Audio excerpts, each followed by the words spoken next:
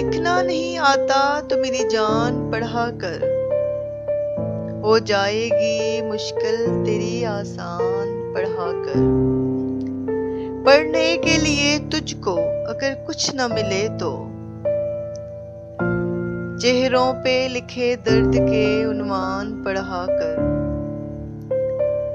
अल्लाह ने क्या क्या तुझे नेमत नहीं बख्शी, फुर्सत जो मिले सूरह रहमान पढ़ा कर।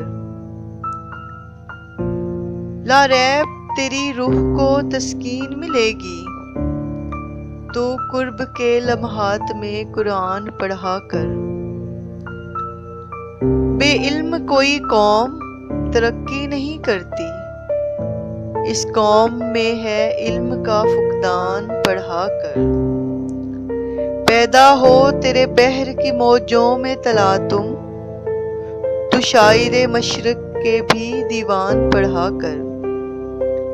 आ जाएगा आसिफ तुझे जीने का करीना, तू सैयदे कौनैन के फरमान पढ़ा कर।